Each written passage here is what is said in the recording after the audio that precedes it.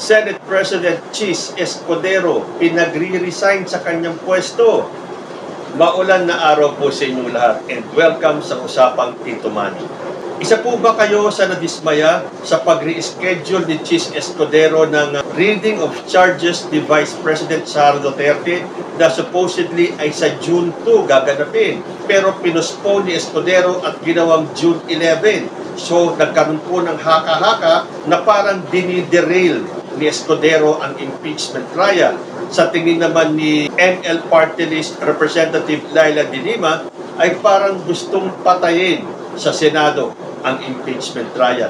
Ako dismayado din Para bang ang tagal na ang tagal na natin naghintay. Ang daming pakulo ni Escudero. Imbis na noong Pebrero pa sinimula yung impeachment trial dahil sabi nga sa batas dapat forthwith or agad-agad, pinagpalibang po niya ito hanggang July.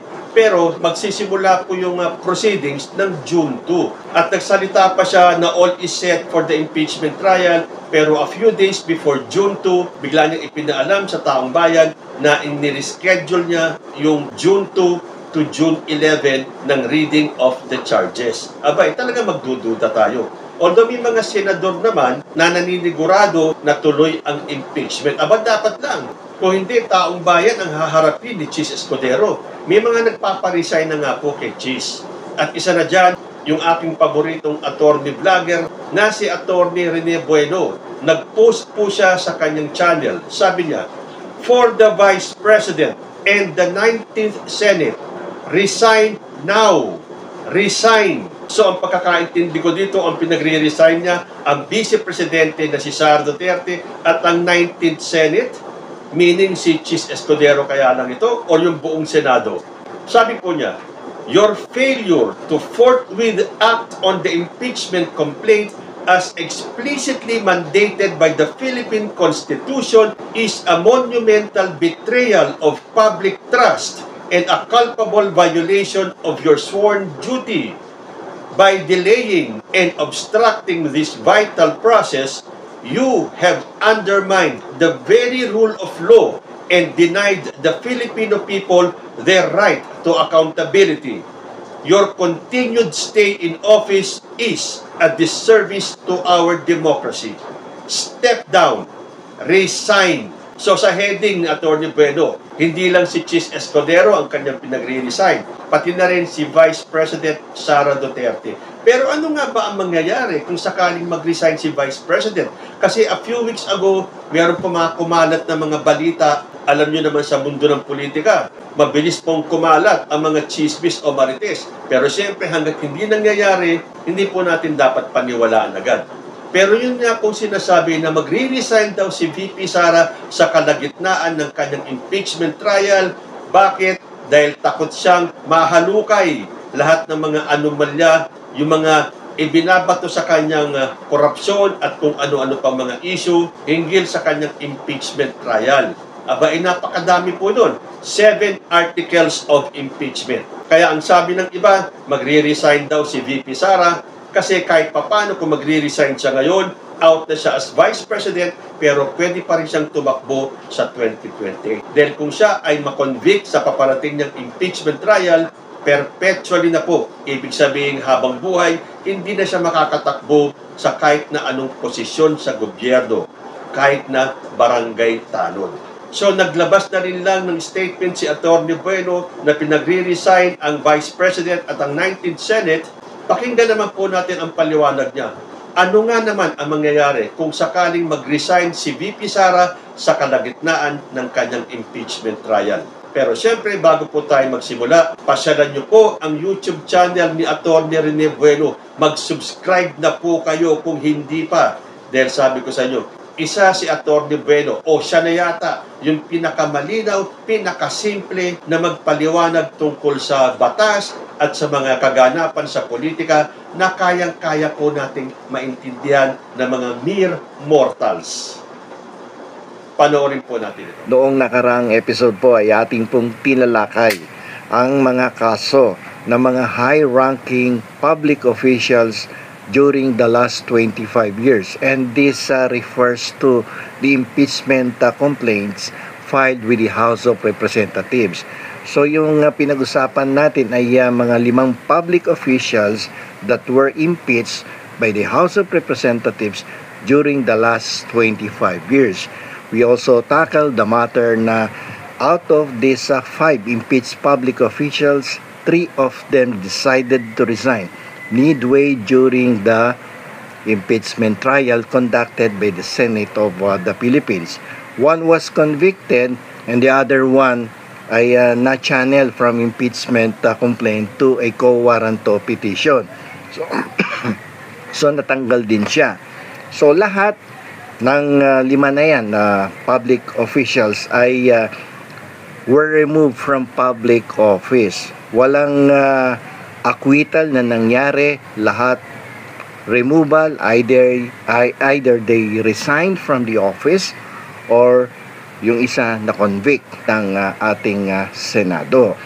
And since puro resignation yung majority nangyari dun sa ating discussion last episode, now we will dive deeper now into the impeachment process.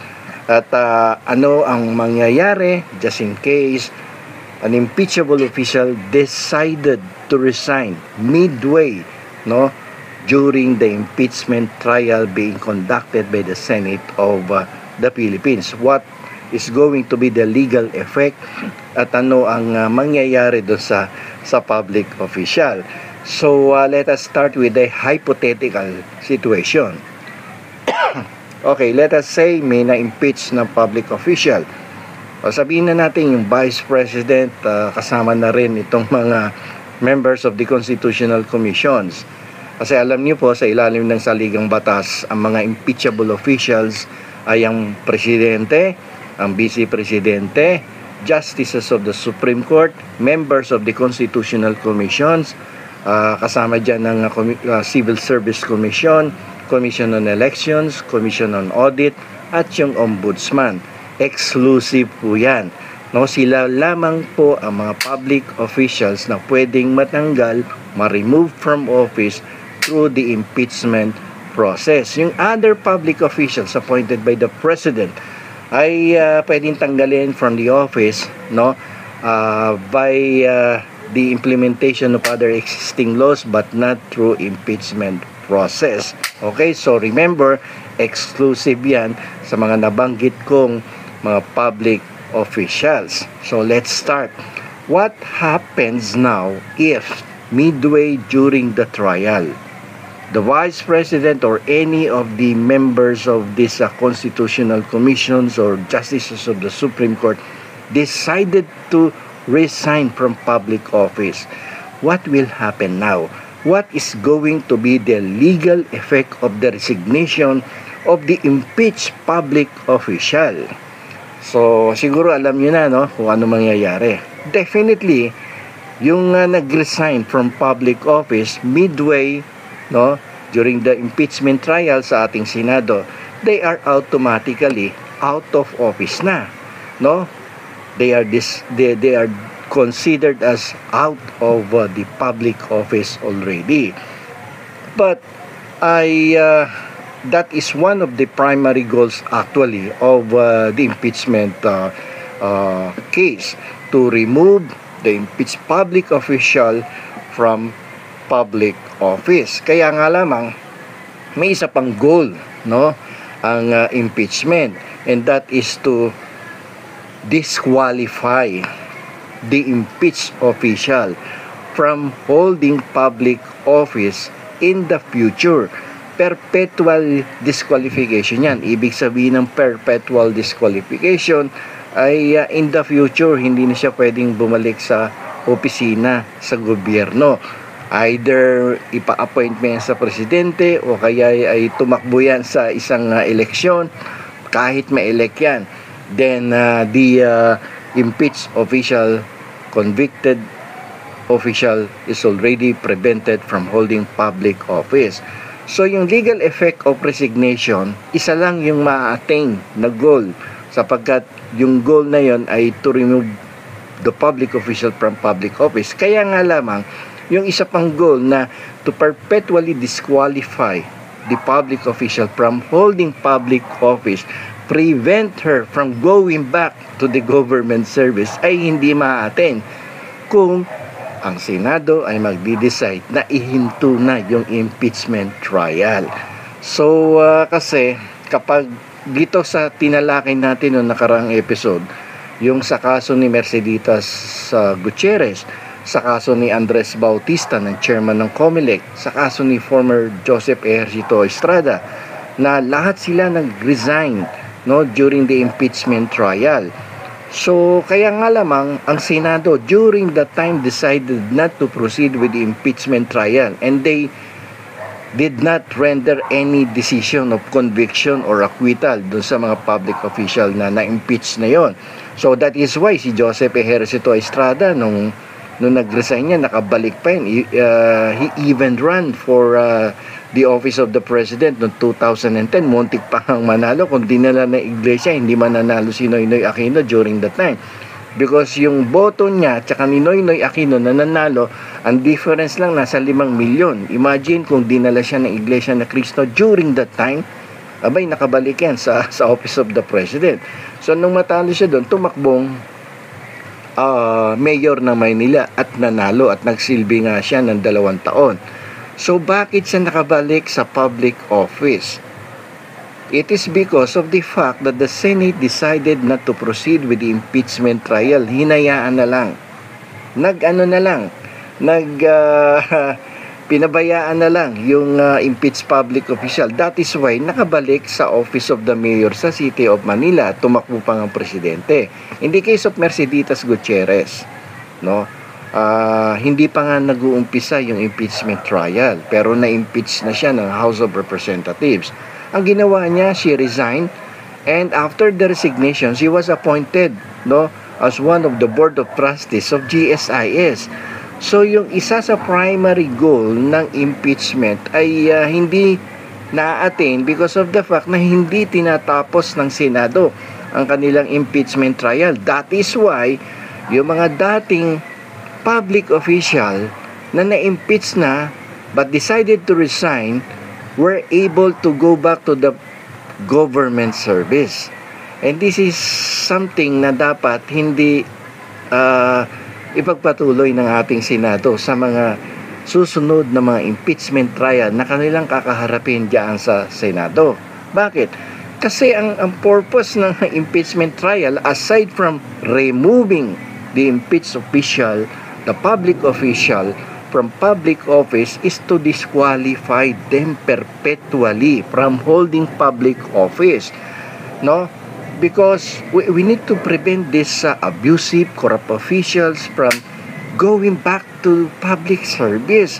Kasi abusado sila corrupt sila Why will you allow them to go back? So, the Senate is actually, or the Senate must continue or proceed with the trial of the impeachment of this public official, and impose the necessary penalty of perpetual disqualification para ma-attain talaga yung purpose ng impeachment process. Kasi kung hindi mo tatapusin ng trial, babalik at babalik yan sa public office. Isa lang ang natatandaan ko hindi bumalik si former chairman ng COMELEC na si Andres Bautista, at alam ko nasa Amerika na.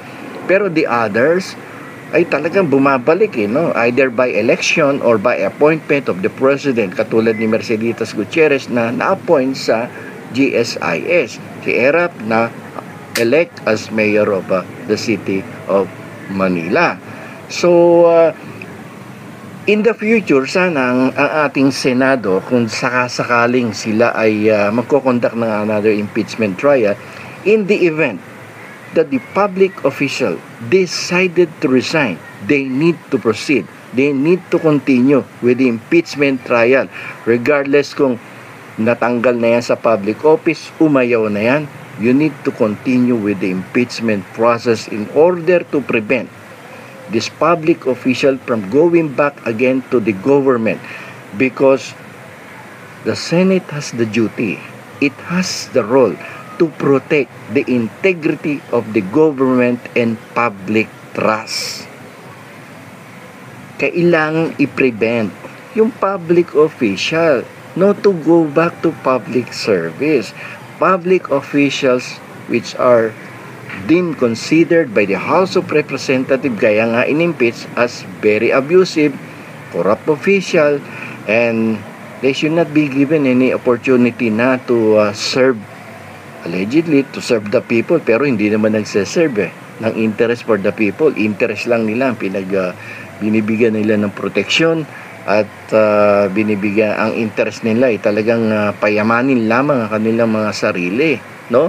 At hindi naman talaga para magsilbi sa bayan eh. So the Senate has the obligation to continue with the impeachment trial if the impeached public official decided to resign midway during the impeachment trial. So that's so ma-attain natin yung primary goals of removing the official and also to disqualify them perpetually from holding public office.